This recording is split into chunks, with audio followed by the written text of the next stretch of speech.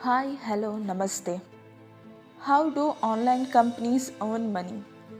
Google, Amazon, Flipkart, Zomato, Foodpanda, Swiggy, Uber, Ola, आप सब ने इस ऑनलाइन कंपनीज के नाम तो सुने ही होंगे या ऑफ कोर्स आप सब इस्तेमाल भी करते हो।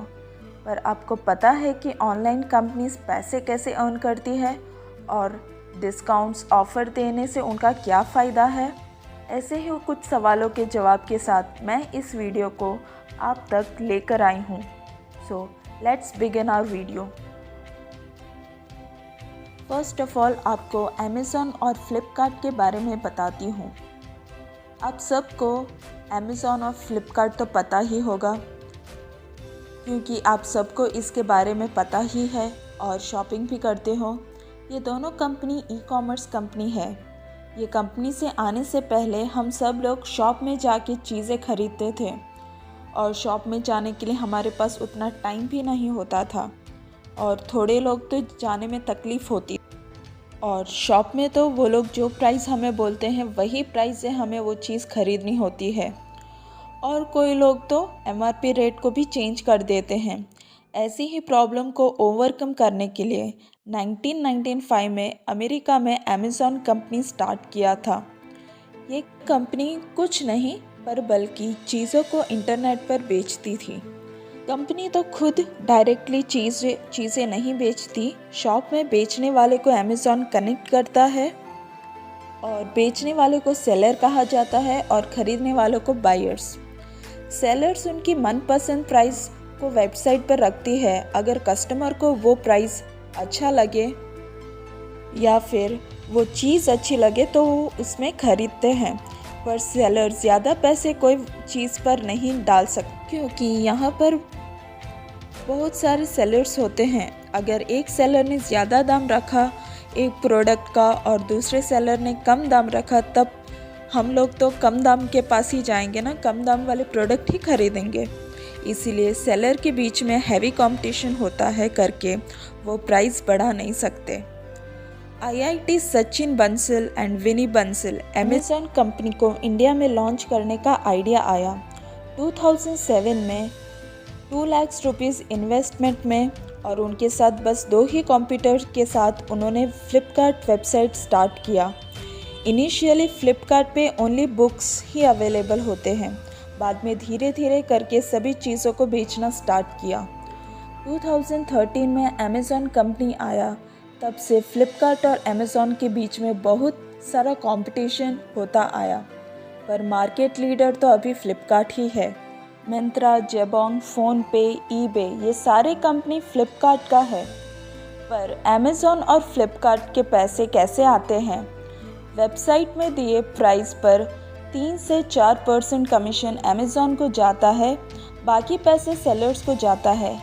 अमेज़ॉन को जो कमीशन मिलता है उसे हम रेफरल फ़ी कहते हैं। ये रेफरल फ़ी प्रोडक्ट के हिसाब से बदलता है।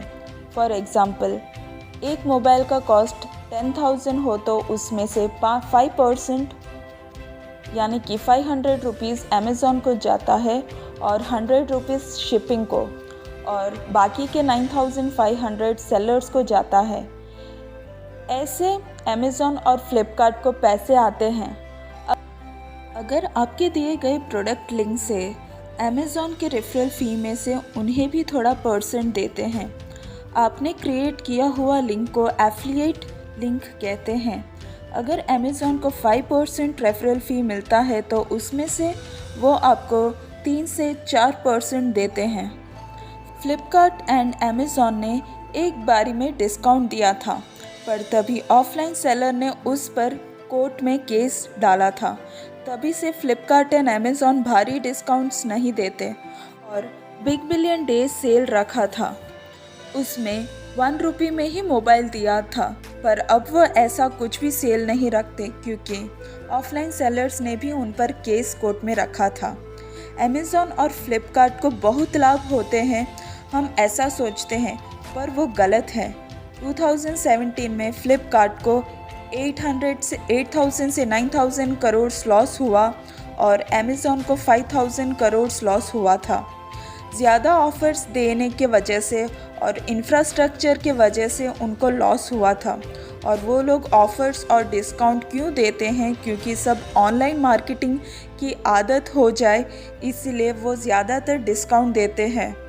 अगर उनका अभी लॉस में होता है तो फ्यूचर में ज़्यादा कस्टमर होने से उन्हें रेफरल फ़ी भी ज़्यादा मिलेगा सोचकर ऐसा करते हैं।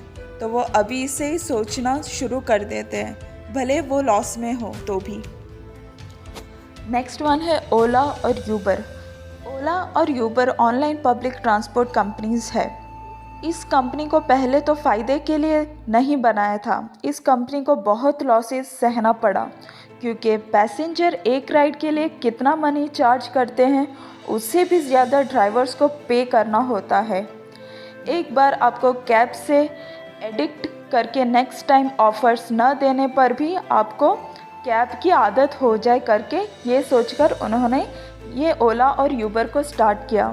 पर अभी इन दोनों कंपनी यूबर और ओला के ड्राइवर्स को कम सैलरी देकर पैसेंजर पेमेंट प्राइस को बढ़ा दिया और अब इस कंपनी को थोड़ा सा लाभ तो मिलने लगा।